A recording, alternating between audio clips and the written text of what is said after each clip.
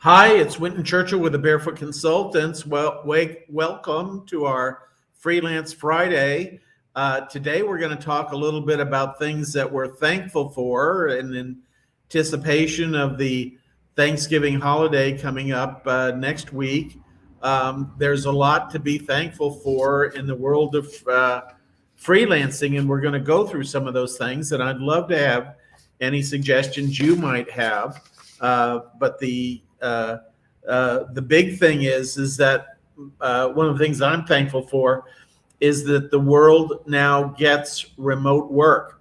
I've been working on job and project networks for over 20 years now, and began in earnest teaching others how to do this 15 years ago. And so much of the time that I spent talking to people about this topic was explaining the idea of remote work, that you could actually do work where you didn't have to be in your office. And I know that seems like a kind of a given, but not a lot of people really understood that at the visceral level. So now lots of people get that thanks to the pandemic. One of the silver linings of the pandemic is that virtually almost every worker worldwide wound up doing some amount of work from home, especially in the realm of what we would call knowledge workers, people that, work with spreadsheets and PowerPoints and that kind of thing during the week. Tom, good to see you. Thanks for stopping by, and happy Thanksgiving to you as well. Very good. Good to see you. And the other thing that happened is that people that work remotely got their taste of it. I mean, think of all the years, especially most of us of 50 plus and baby boomer age. We worked in corporations, and for decades got up every morning and, depending upon where you were working and what you were doing, would put on a suit and tie and drive off to work. There's Bob coming in. Good to see you, Bob. Bob and I used to work for the same company in Los Angeles, and we both jumped on the freeway every day and made the commute and had an entire wardrobe to do our job, and we're out seeing clients and that kind of thing. So had to make sure we were looking spiffy when we did that. And man, when you don't have to drag a wardrobe around and don't have to pay for that extra card just to get to the office, things really are different. The other thing that I was really thankful for is, this idea of productivity went up when people were working from home. I first began working from home, I guess, when I was with Sun Microsystems, almost probably about 25 years ago. And they were, the very first application you could use, and the only application you could use, was your email. But what a great thing to be able to check your email from home without having to go by the office. And a lot of times, because I flew around and was traveling, and you might get in late on a Friday night or something like that, and you didn't want to have to go to the office to check your email. You wanted to be able to check it from home. And of course, we were doing that, and it was just so much nicer when you didn't have to. So certainly, there were a lot of surveys done during the pandemic and after the pandemic that people were more productive when they could take breaks when they needed to, when they could manage picking up kids from school maybe, or other obligations they might have, and weave everything into a day.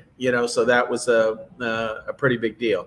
And it's documented now. So all those naysayers, those managers that said it'll never work to have people working from home and that kind of thing, were quite shocked as these surveys were coming out and published in various journals. That says both managers and remote workers agreed that they were more productive when they were working from home. Now, that's not for every job. And of course, there's a lot of jobs that you still have to show up for. If you're working in a restaurant or something like that, you got to show up and meet people and that kind of thing. But there are quite a number of jobs that you can do from home. Um, the other thing, the fourth thing that I have on my list, and welcome to chime in here as you see fit, is the schedule flexibility. That's the number one factor. We just presented a sort of a survey this past Tuesday night on our freelance call. And the number one thing that people like about freelancing, 32% say that it is the schedule flexibility, that they kind of get up in the morning and block out their day and plan it out the way that works for them. Some of it's doing business stuff, some of it's doing personal stuff. And if, it's just a great way to be. And once you have that, what would you call it, fungible schedule, there's a lot of good things can happen as you go forward on that. The fifth thing is to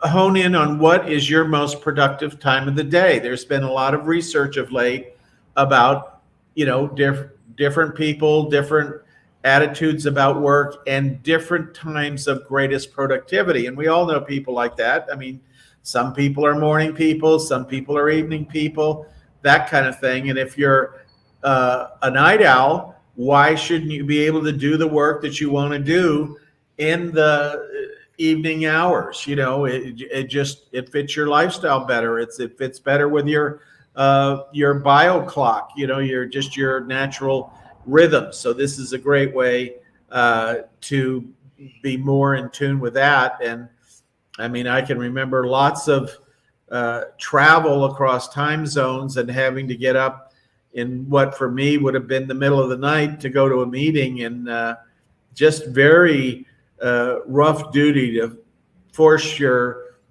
body into meeting times, and your mind most especially into meeting times when you're not at your best. And so this is a very cool thing.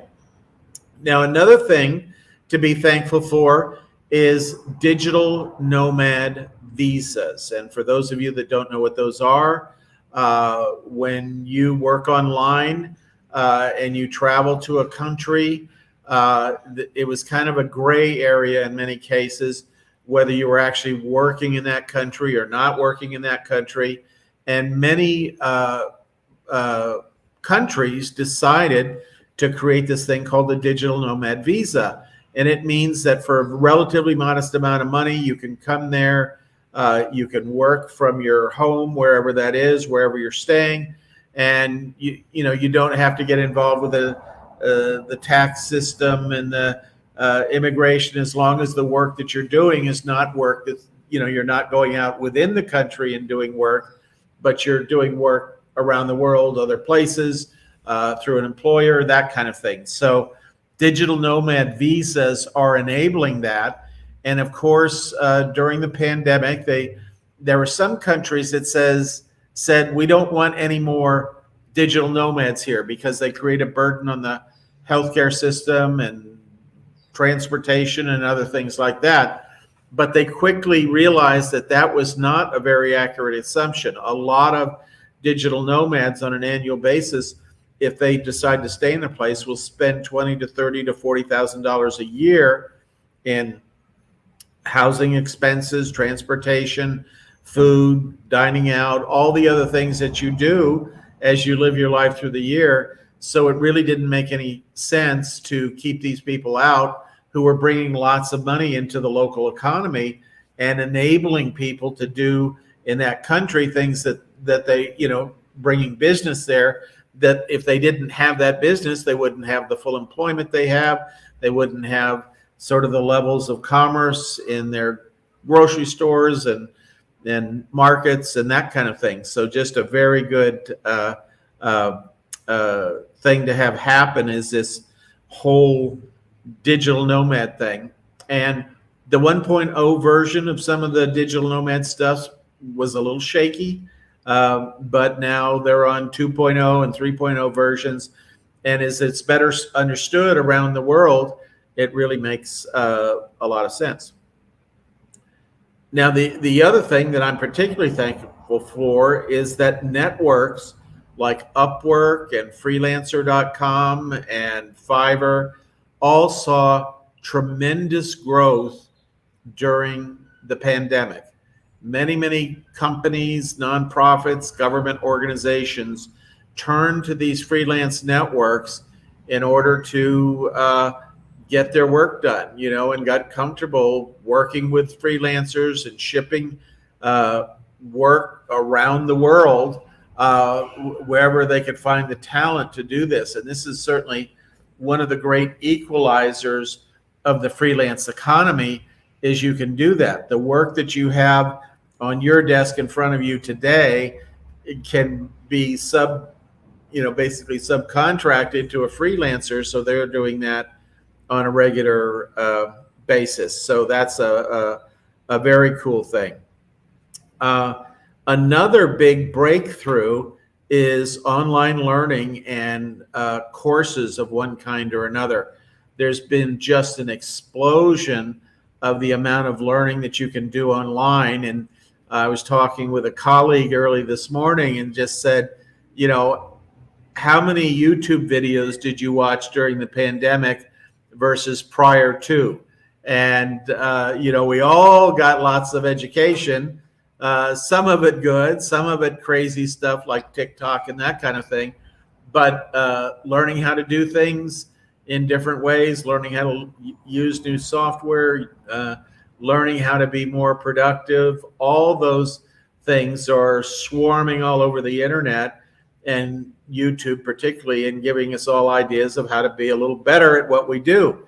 And so lots of people have partaken in that during the pandemic and have very new skills, new sets of skills, new knowledge of things. And it's clear that this is the way that going forward, we're going to be educated. Our business is largely based on courses and training material and training programs. And, compared to what we were doing 5 or 6 years ago, the whole online course creation has revolutionized the way we do business, because it allows people to work at their own pace through training programs, but still get that live support when they want it. So big surge in that. And they talk about big events in history really forced change that was already happening. Well, change was already happening from the standpoint of people working differently. And in fact, I want to share an article. Let me see if I can get this bad boy going here 1 second. And this is an article that says that, wrong button, going to the right button. Where is that?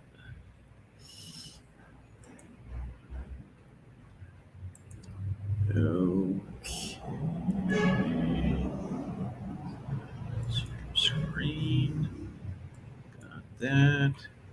We're going to share a Chrome tab. Here we go. Okay. The Freelance Informer. Freelancers now represent 46.5% of the global workforce. And then it goes on to talk about, some of the rules and regulations and some of the challenges of working as a freelancer, some of the benefits of working as a freelancer, some of the things that need, potential areas for improvement for freelancers and that kind of thing. But the big picture is that, almost half of all workers in the world now are freelancers. And,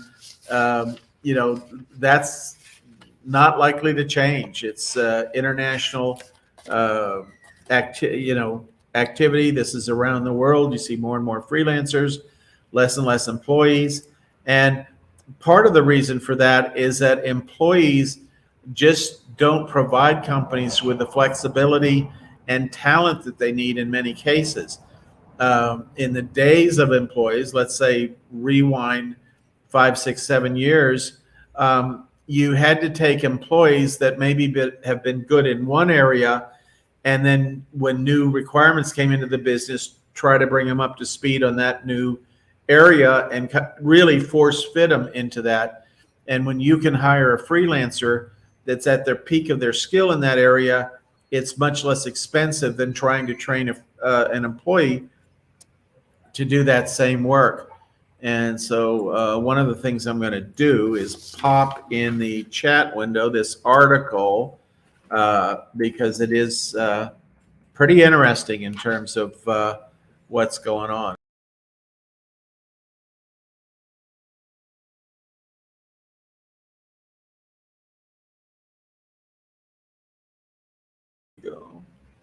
Now that all this is going on. So the ninth thing on my list that I'm thankful for is it's now socially acceptable to be a freelancer. I remember as a kid growing up, there's a person that worked as a freelancer in our neighborhood, and I asked, "What is a freelancer?" And my mom basically said it's somebody that can't get along with others, so they can't hold down a job. So there was a lot of that sentiment, 30, 40, 50 years ago about what a freelancer was, somehow that they were not good enough that they could get hired by a company or that kind of thing.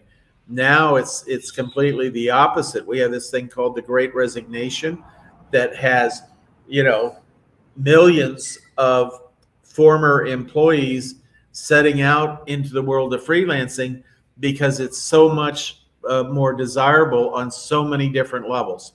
And so that's a new wrinkle to be thankful for, is as companies and nonprofits and government agencies get comfortable with this idea of I can go get the best talent right now to do this specific job. And of course they look internally, but if they don't have the talent, they don't have to settle with trying to train somebody, and they don't have to lose the market advantage of taking longer to train somebody to accomplish their goals. So something interesting to consider there.